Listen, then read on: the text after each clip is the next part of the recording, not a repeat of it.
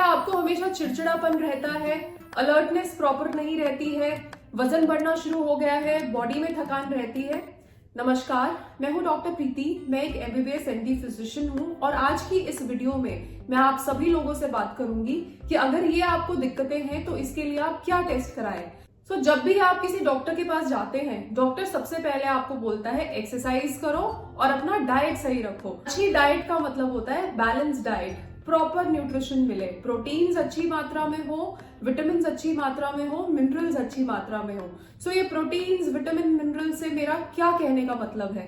अगर आपको थकान बहुत ज्यादा रहती है, वजन बढ़ना शुरू हो गया है, पेट ऐसा लगता है हमेशा भारी रहता है, इनडाइजेशन रहती है, कभी कभी लूज मोशंस लग जाते हैं, दिमाग जो है थोड़ा परेशान कर रहा है, यानी अच्छे से कंसंट्रेशन आप नहीं कर पा रहे हो, तो आपको जरूर थायराइड का एक बार अपना टेस्ट कराना चाहिए।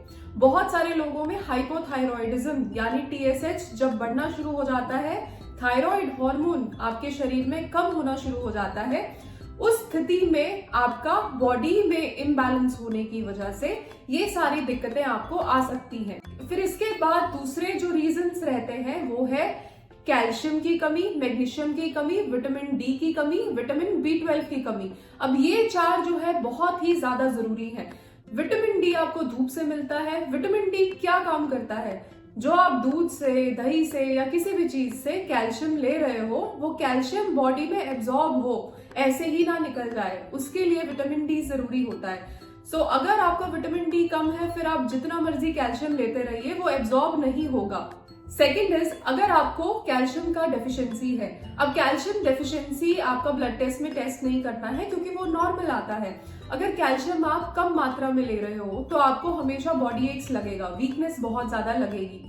कैल्शियम ज्यादातर मिलता है डेयरी प्रोडक्ट से, मिल्क से। अगर आप दूध का सेवन कम कर रहे हैं बिकॉज आप लैक्टोज इंटॉलरेंट है या किसी भी और रीजन से आपको दूध पसंद नहीं है, दही आप कम ले रहे हैं, तो बॉडी में कैल्शियम की कमी होने के चांसेस काफी रहते हैं। अब अगर मैं थोड़ा साइंटिफिक टर्म्स में बात करूं तो हमें दिन का 1000 मिली इक्विवेलेंट्स कैल्शियम चाहिए रहता है।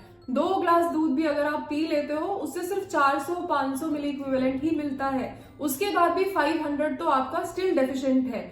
अब फीमेल्स में खासकर 30 साल की उम्र के बाद आपकी हड्डियों से कैल्शियम घुलने लग जाता है, कैल्शियम की डेफिशिएंसी और ज्यादा रहती है। फीमेल्स को खासतौर पर जरूरत है कैल्शियम लेने की।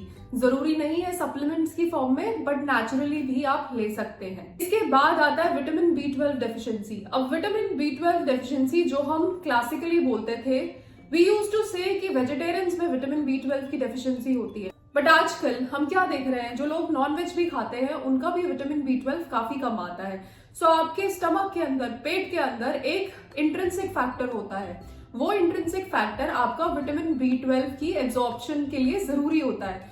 कई बार क्या है कि अगर सपोज आप अल्कोहल बहुत ज्यादा लेते हैं या फिर पेट में कोई इन्फेक्शंस है, तो एक कासल्स इंट्रिंसिक फैक्टर आपका चला जाता है, या फिर कोई ऑटो इम्यून डिजीज है। ऑटो इम्यून डिजीज का मतलब है कि ये जो फैक्टर है, इसके अगेंस्ट एंटीबॉडीज बन रही हैं जो इसको खत्म कर रही हैं। इन सभी कंडीशंस में भी आपका विटामिन B12 कम रहता है। विटामिन B12 कम होगा तो भी चिड़चिड़ापन बहुत ज्यादा लगेगा, थकान लगेगी, आपको हाथों पैरों में ऐसा लगेगा सुइयां चुभ रही हैं। Then next is magnesium. Magnesium deficiency की वजह से भी आपको चिड़चिड़ापन लगता है, थकान लगती है, मसल क्रैम्प्स लगते हैं।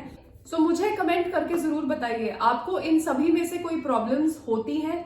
अगर होती है तो आप उसके लिए क्या कर रहे हैं? क्या क्या इंपॉर्टेंट टेस्ट आपको कराने हैं?